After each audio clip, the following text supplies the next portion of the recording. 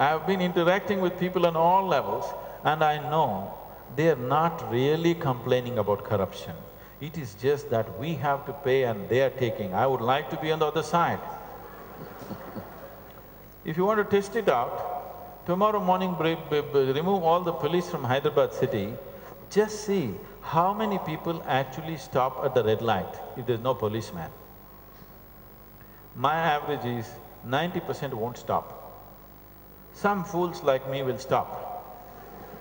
I'm driving in Coimbatore or wherever, red light, I stop.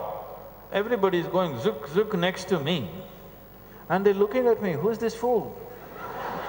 Who's blocking the traffic? You know, they're looking at me, what's wrong with you? No police. So, essentially our integrity has gone down. It is not even a question of integrity, it is just that within ourselves we are still very feudalistic, but we are trying to be democratic. So democracy in India is still in an evolutionary state, needs lot more evolution. And nobody has done to educate people as to what is democracy. Not enough work has been done. It has not been brought into… There is only feudalism, isn't it? Democracy will be a functional democracy only when you go and vote and you don't know who your wife voted for, who your husband voted for, and you don't want to know.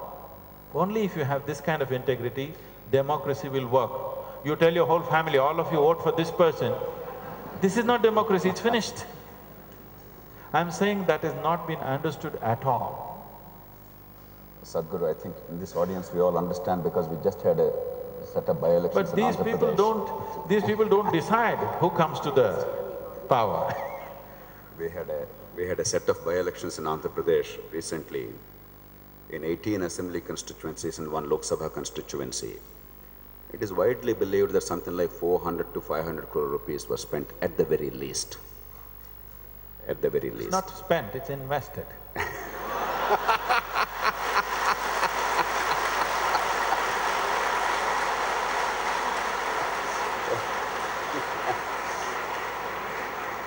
Sadhguru, you made some extremely important comments about democratic evolution. While we all have aspirations to expect that we'll suddenly become a great liberal democracy overnight without working hard at it, is somewhat unrealistic, is the gist of what you're saying. And I'm grateful for those comments because that appreciation is very critical, particularly for those of us sitting here, the middle classes who are so impatient about what's happening in the country. In that context, Sadhguru, somebody said, the best way of getting justice is rendering justice to your adversary, to your opponent. The quickest way of getting justice, because he will then understand your point of view and he will then come to an agreement which is just to both of you. Oftentimes, I think, in dealing with public affairs in this country, we have forgotten that there is this acrimony, this bitterness, not only among political parties, but also between the media and the political parties, between the public and the political parties and the governments, a lot of anger and a lot of polarization. One thing I would like you to advise us, Sadhguru. If you ask a politician, look, why are you doing what you're doing? You're a good man, you're an ethical man. He has many alibis.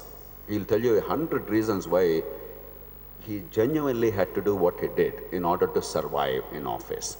In other words, honest and good conduct is not conducive to survival in political office increasingly in the country.